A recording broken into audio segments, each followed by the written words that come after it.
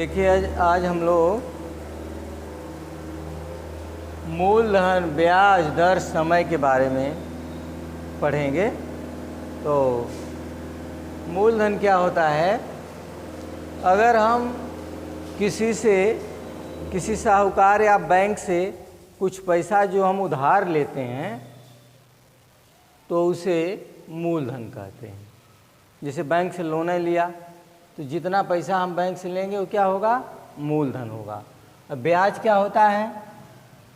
तो जितना हम मूलधन लेते हैं कुछ समय बाद हमसे साहूकार या बैंक अतिरिक्त पैसा लेता है तो उसे क्या कहेंगे? ब्याज कहते हैं। जैसे हम 500 रुपया किसी से उधार लिए, साल भर बाद हमसे वो 600 लिया हैं, तो कितना अतिरिक्त लिया? अतिरिक्त धन कितना हो गया? 500 के बदले 600 लिया तो 600 में से 500 घटा दें, कै रुपया हो गया? 100 रुपया। तो जितना धन हम किसी से उधार लेते हैं उसे क्या कहते हैं? मूलधन। और उस उधार लिए गए धन के बदले जितना हम अतिरिक्त धन देते हैं उसे क्या कहते हैं? ब्याज कहते हैं। और दर क्या है? दर देखिए होता है कि जैसे यदि हम 100 रुपया बैंक से लिए, साल भर बाद हमको देना पड़ा 105, तो ये जो 5 होगा उसकी क्या होगी? दर होगी। ठीक ना? समय क्या है? जितने समय के लिए हम धन लिए हैं ब्याज पर वही उसका समय होगा। ऐसे करिएगा। तो आगे है, इसका फार्मूला देखिए क्या है।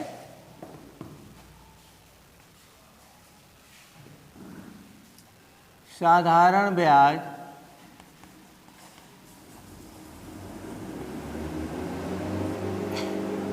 मूलधन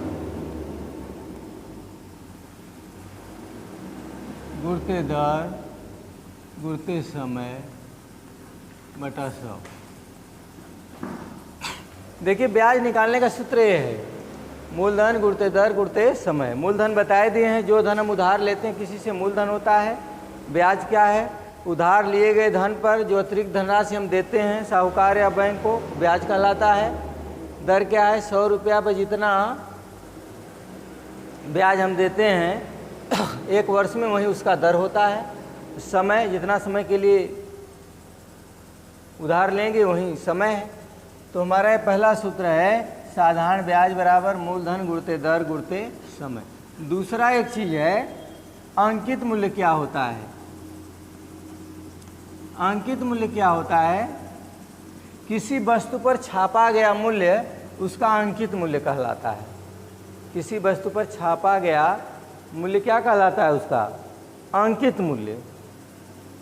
तीसरा है बट्टा क्या है? देखिए बट्टा क्या है? छपे, किसी वस्तु के छपे मूल्य पर जो छूट दी जाती है, किसी वस्तु के छपे मूल्य पर जो छूट दी जाती है उसे क्या कहते हैं? बट्टा कहते हैं। जैसे 10 रुपया के सामान हम 7 रुपया में दे दें तो कितने की छूट हो गया? 3 रुपया की। और किसी वस्तु पर जो छपा मूल्य होता है उसे क्या कहते हैं? अंकित मूल्य। जैसे इस पर डस्टर पर मान लीजिए इसका मूल्य 30 रुपया छपा है तो अंकित मूल्य कितना हो गया इसका? 30। बट्टा जैसे दुकानदार मान लो 28 में दिया तो बट्टा कै रुपया का हो गया? 2 रुपया का हो गया। अब है इसके बाद विक्रय मूल्य क्या है? विक्रय मूल्य देखिए, जिस मूल्य पर हम कोई वस्तु बेचते हैं, जिस मूल्य पर हम कोई वस्तु बेचते हैं उसे क्या कहते हैं? विक्रय मूल्य कहते हैं। क्या कहते हैं? विक्रय मूल्य। और विक्रय मूल्य होता क्या है? अंकित मूल्य माइनस बट्टा। अंकित मूल्य माइनस बट्टा। विक्रय मूल्य बराबर होता है अंकित मूल्य माइनस बट्टा। विक्रय मूल्य बराबर अंकित मूल्य माइनस क्या होता है? बट्टा होता है। ठीक ना? जैसे मान लो 30 रुपया अंकित मूल्य है, 2 रुपया बट्टा है, तो विक्रय मूल्य क्या हो गया? 30 माइनस 2, 28 रुपया। ठीक है ना? अब है बट्टा प्रतिशत। देखिए बट्टा प्रतिशत, बट्टा गुणित 100 और बटा के अंकित मूल्य, अंकित मूल्य। बट्टा प्रतिशत क्या होता है? बट्टा गुणित 100 बटा के अंकित मूल्य। पुनः देख लें, साधारण ब्याज मूलधन गुणित दर गुणित समय बटा 100 होता है। अंकित मूल्य क्या होता है? किसी वस्तु पर छपा मूल्य अंकित मूल्य कहलाता है। और बट्टा क्या है? किसी वस्तु के छपे मूल्य पर जो छूट दी जाती है उसे बट्टा कहते हैं। विक्रय मूल्य क्या होता है? अंकित मूल्य माइनस बट्टा होता है। अब बट्टा प्रतिशत क्या होगा? बट्टा गुणित 100 बटा अंकित मूल्य। हम इसी पर आधारित प्रश्न हल करेंगे। देखिए एक्सरसाइज है, एक्सरसाइज आपको हम बताएंगे 7E। देखिए क्या है एक्सरसाइज 7E का पहला सवाल देखो। करा रुपया 800 पर, रुपया 800 पर, तो आप इसको कहेंगे कि मूलधन। मूलधन कितना कहेंगे? 800। रुपया 800 पर 5 वर्ष, तो समय क्या हो गया? 5 वर्ष।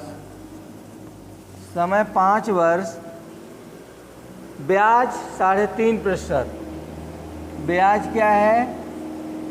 3.5% का मतलब हो जाएगा 2 तिहाई 6, 7/2%। ठीक है ना? की दर से ज्ञात कीजिए। ये दर दिया है, देखो ब्याज पूछा हमसे है।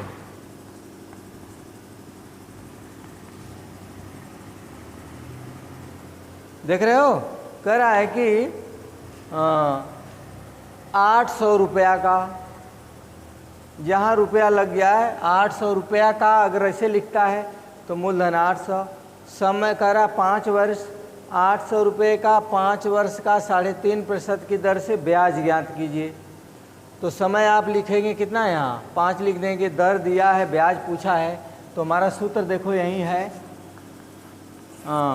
साधारण ब्याज बराबर, साधारण ब्याज लिखिए चाहे ब्याज लिखिए, मूलधन, देखो मुँह से मूलधन, द से दर, समय बटा के 100, ये नहीं होता है? तो मूलधन कितना है तुम्हारा? 800। ऐसे कर दो। दर कितना है? 7/2। यहाँ देखिए दर को लिखोगे आप 7/2। समय कितना है? 5 और बटा 100 घटाओ 1 2। ठीक, तो यहाँ हो गया 8 गुणित 7 गुणित 5 बटा के 2। 2 से कटा दो। 4 5 20, 2 7 14, 140 रुपया।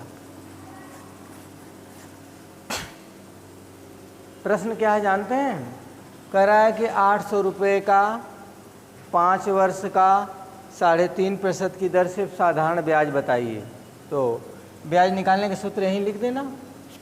मूलधन 800, दर 7/2 कर देंगे, समय 5 बटा के 100, निकल जाएगा। चलो प्रश्न संख्या 2 क्या है देखिए।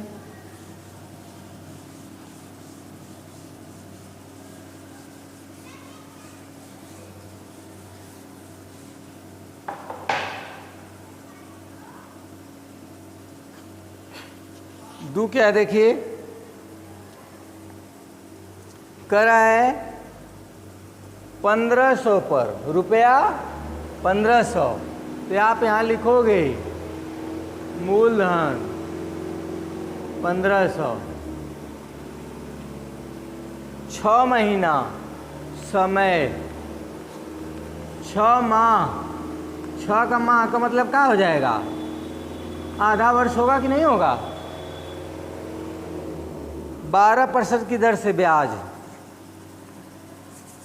दर दिया है जिसके में प्रतिशत लग गया वो दर है। 12% की दर से ब्याज तथा मिश्र धन बताइए। तो आपको ब्याज निकालना है, ब्याज का मतलब साधारण ब्याज, और मिश्र धन निकालना है। ठीक है, तो कैसे करेंगे इसको? मूलधन दिया है, समय 6 माह का मतलब आधा वर्ष, दर 12%, जिसमें प्रतिशत लग जाए वो दर होगा। हमसे पूछा है ब्याज और मिश्र धन, तो ब्याज निकालने का फॉर्मूला क्या होता है? ब्याज बराबर मूलधन गुणित दर गुणित समय बटा 100। मूलधन कितना है? 1500। दर कितना हो? 1/12 है ना, तो दर 12। समय कितना है? 1/2। अब बटा 100 है, तो यहाँ 100 लिख के ऐसे कर देंगे ना, कोई दिक्कत? दोनों शून्य खत्म करो, 2 से कटा दें, 15 छक्का 90 रुपया हो गया। ब्याज कितना रुपया होगा? 90 रुपया।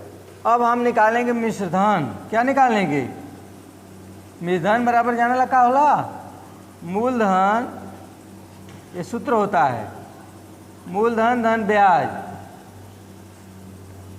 मिश्र धन बराबर होता है मूलधन धन ब्याज। तो मूलधन कितना है तुम्हारा? 1500, ब्याज है 90, तो 1590 रुपये आपका हो गया मिश्र धन। ठीक, टाइम। मिश्र धन बराबर हो गया मूलधन धन ब्याज हो गया। तो आप 1500 लिख दिया मूलधन, ब्याज 90। इस एक्सरसाइज में इसी टाइप के सब सवाल हैं, आप लोग इसको अपने से करिएगा, शेष अगले वीडियो में हम बताएंगे।